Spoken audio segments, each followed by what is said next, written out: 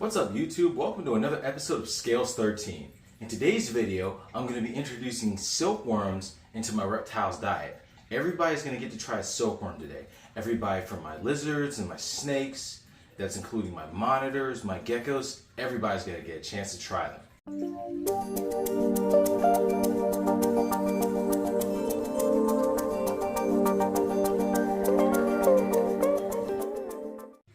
We're going to go ahead and get the geckos out of the way first because, as you guys have probably seen from my previous feeding videos, the geckos will eat darn near anything that moves, and as you can see right now, they are the most eager to eat.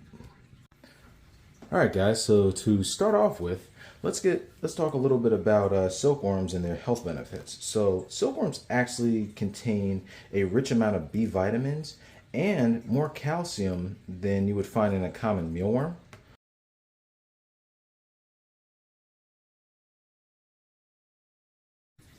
What do you say, Tim? One more for the road? Alright, here's one that's a decent size. Now another thing that's a quick observation is, of course, silkworms are actually producing silk. So sometimes when you pull these guys out and you get ready to feed them, they do tend to get a little bit stuck together. It's no big deal. They're very easy to pull apart, but just a quick little side note. Gex. Whoa, Gex is over here looking kind of like, okay, where's mine? He's very eager to eat. So I don't know if you guys have seen in my recent posts, but I've actually had Gex for over a decade now. So he's been a joy to keep. I know leopard geckos are very common in the hobby, but I'm not one of those guys who likes to really trade my animals away. I get very attached to the ones that I consider pets. And I don't care how common leopard geckos are, the fact you find them in almost every pet store. There he goes, give it a shot at him. But yeah, Gex has been a joy to keep, and he's my good buddy. He's been my buddy ever since college, so he's coming along quite well. All right, Gex, one more for you. That way you guys get an equal amount of food, and then we'll move on to the next reptile. Good boy, Gex.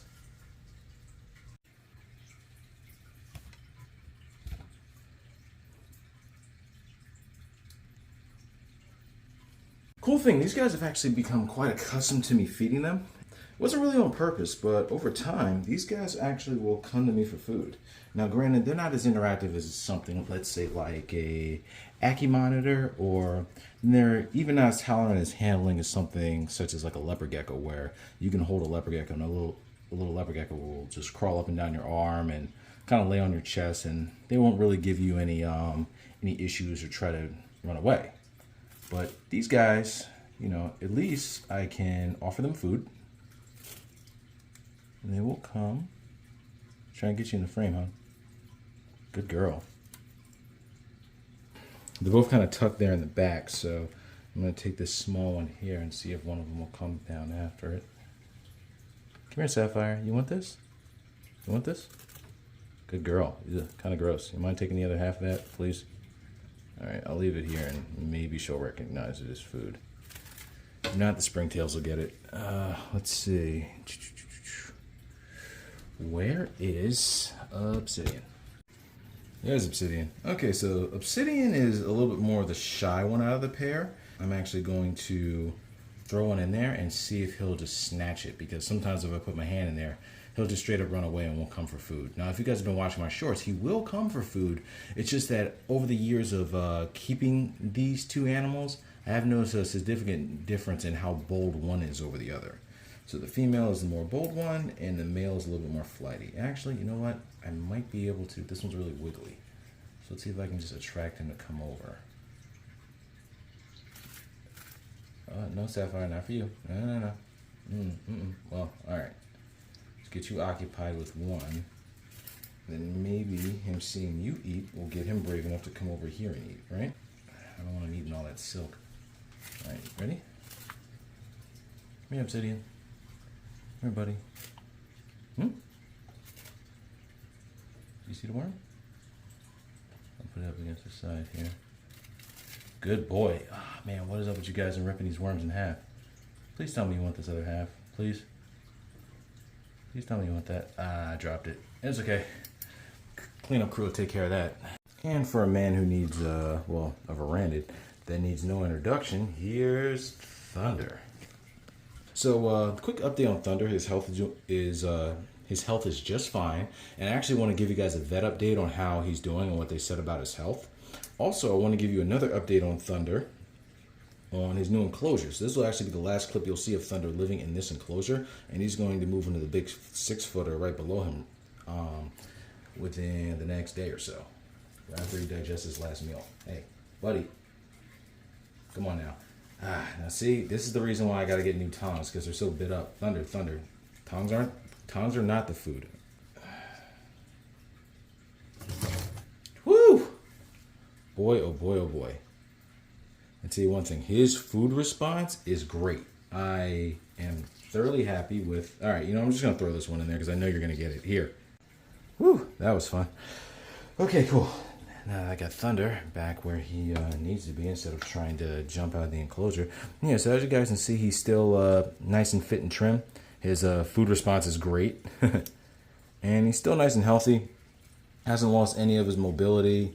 Not favoring one side or anything like that. So we're managing his gout pretty well. He hasn't had any other spikes. So as far as I see at this moment, he's doing great. So we'll see with another vet update. But yeah, his health is awesome. So let's keep going, buddy. Let's try to give you the longest and best life we possibly can. Here, one more. Yeah, so he seems to really like these. He's tearing them up. He didn't really act like it was a feeder that he's never had before. Most things he kind of tongue flicks it and might bite it and throw it for a second and then kind of stare at it and turn his head. But with these, he's just acting like it's food he's always had. So yeah, I think Thunder's going to give this meal a thumbs up. So if I can just give you a quick look at the rest of his body, yeah, you guys can see he's doing quite well. You don't see any more excessive swelling in any of his joints. See, he's nice and trim, but he has a good amount of weight on him. So our little guy's doing awesome. Let's just see if we can get Thunder to say hi to the camera real quick without any issues. Here, buddy. Say hi to everybody on YouTube, bud. And so as you can see, Thunder's still Thunder. And he doesn't really feel like being messed with right now. Probably will be looking for more food. See? Anything that moves, especially something that moves quickly, he's on it. So food response great, and Thunder is healthy. Next reptile. Next is Panther the Blue Tongue. Let's take out this plate from this old meal that he had. Alrighty, let's see if he'll take this big one real quick. Let's see if he'll even recognize this as food. Now, he has had butterworms and, of course, he's had tomato worms before, but let's see if he'll come after one of these. Okay, so you make him chase it. Make him chase it. All right, let's see if we can get this one. Come here. I may have to leave the room for a second. My wife's probably got it, but we shall see. Good. Good boy. Okay, let's see. Can give you one more. You went for that quick. Good boy. All right, let me check in real quick and wash my hands. All righty. This little gal was out stirring earlier. So let's see if she's still out and about. See, so as you guys can see and hear, she's still a little feisty, but I'm all right with that because, as I said, when I got her, I don't really expect an animal like this to be my best friend. But she is there. That's fine. I guess these two are just going to be stuck together. But she is responding very well to food, as you can see. Good girl. All right, let's see if we can get another one in here. Yeah, so she's definitely grown since last year. She's about doubled in size. She'll approach me for food, which is what I want right now, so at least she approaches me for something positive. She doesn't run away from me right away, and she's doing great. Yeah, there she goes again. All right, let's see. My wife's in the room with her, but I will check in a moment. Come on. Okay, you already have the bug. Let go of the tongs. All right, girl. Come on. Down. I gotta go. Good girl. Woo! All right, girl. You want to knock down these last two for me? So that way I can get a couple ones of better size for the snakes. Good girl. I was hoping she would get 2 in 1. They're right there. They're right there. Yeah, as you guys can see, she's really starting to fill out now, starting to look like a Savannah monitor. Fill out in a good way, though. I mean, she has a good amount of weight for a baby. You don't want the babies to be super skinny. But at the same time, she's definitely not overweight. Haven't been feeding her any like unhealthy meats or anything. See how she's tracking my hand? See that? But it's a food response. This is why I'm keeping the gloves on, because if she bites my gloves, not nearly as tasty. I just want to bring you the food, hon. I just want to bring you the food. There you go. See, this is another reason why definitely I don't go in with bare hands or wear any type of rings or anything like shiny in their enclosures, because what these guys will do, because what these guys will do is they'll, that's another reason why I don't go in there barehanded with my wedding ring or anything in the enclosures, because they see shiny metal since they've been eating off tongs, they're immediately thinking food. And I just don't feel like getting bit, so it's a smart thing to do. But yeah, so let me see, just get her to eat these. Once I see her get them down, then we can go. Good girl. Alrighty. Awesome. And let's see how the snakes like these little insects. Okay, let's see if we can get our corn snake to take one of these down. Now, fun fact, so a lot of snakes, including small colubrids, actually pretty much almost all snakes, will not eat exclusively on rodents. Number one, most snakes when they're born are way too small to take down rodents, especially full-size ones. And good luck finding a little nest of pinkies in different places. But especially with our colubrids that we find in the United States, oh, there she goes. Yeah, but especially with our colubrids that we find in the United States, a lot of them are much smaller, and we don't actually have a large population besides like field mice and stuff of other vertebrates that they can eat. Like, of course, if you go further south to the Carolinas and stuff, you'll find more of the smaller lizards like anoles and some of the smaller skinks and stuff like that. And even up here in the Northeast, you'll find some fence lizards and a few small species of lizard that our snakes would feed on, but they're extremely hard to find, whereas insects are plentiful. Early on in life, a lot of these snakes are going to take down insects. Now, this one hasn't had insects in God knows how long, so we will see if she can recognize this insect as a food source. And you want this insect? Let's see if I drop it. Maybe if I drop it, see, it doesn't smell like mice. And the thing is, this animal has been eating almost exclusively mice its entire life now. As for my milk snake that I have gotten my milk snake to eat earthworms and insects before, things like pre-killed superworms and things like that. So I don't think this one's probably so accustomed to eating rodents. I don't think my corn snake's going to eat it. Let me try one more time. Throw it right over there, and nope, not going for it. Oh well, good attempt. That's one down. Oh, and also, this is the last week you will see with this snake appearing in this enclosure. So its new enclosure is already downstairs. It's much larger, much wider, a little taller. So that way I might actually be able to put some small branches in here for the animal to be able to climb on. But it's going to be a much bigger, much healthier environment than what the animal came in.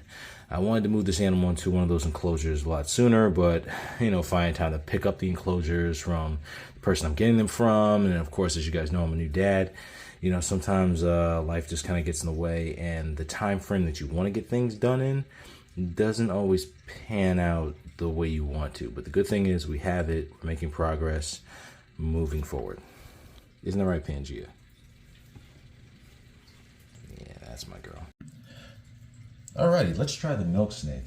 And honestly, guys, I was thinking of trying to scent these silkworms with rodents to see if my snakes would take them. But it would be kind of a waste to take a rodent and, you know, defrost it and all that just to scent it with an insect to see if I can get my snakes to eat them. Because, you know, the thing is, the fact that they do eat rodents is within their benefit, because as you can see right now in their current setups, they don't have UVB. So it's better that they have like a whole prey meal that actually has bones and organs and stuff, so they can get the vitamin D3. Also have my own way of getting multivitamins into my snakes as well. If the food that I'm feeding, if I consider it to be somewhat nutrient deficient, but that's a whole other process I'm not going to get into. But yeah, so, you know, just trying to see if I can actually. Now this one has taken insects before, but this one's also flighty, so I don't know if it's going to see this as, hey, this guy's poking me, or if it's going to notice this insect as a meal. Let's see if this one will take one. Hey, do you want this insect? Do you want this insect? Let me see. Maybe if I just leave the insect wriggling. I don't want the snake to bite itself, so I'm just going to keep it on the tongs. Actually, since you just shed, what if I put it on the shed? So that way she can just recognize the movement on her own. Alright guys, let's see what happens. Now it's just a waiting game. Uh-oh. Okay, that was like a little mini strike. Let's see. Maybe she wakes up a little bit. There might have been a mini strike, or it might have been a mini runaway. So I'm just going to try to hold still and let her do her thing. Come on, Phoenix. I know you got it. You can get it. Okay, I think she recognizes the movement. I'm trying to hold as still as possible so I don't spook her. I see she turns her head to the right. Nope. Nope, she wants nothing to do with that insect. Nope. Yeah, she looks like she's ready to go the opposite direction. Try just one more up. Spooked her. Yeah, definitely not the response I wanted.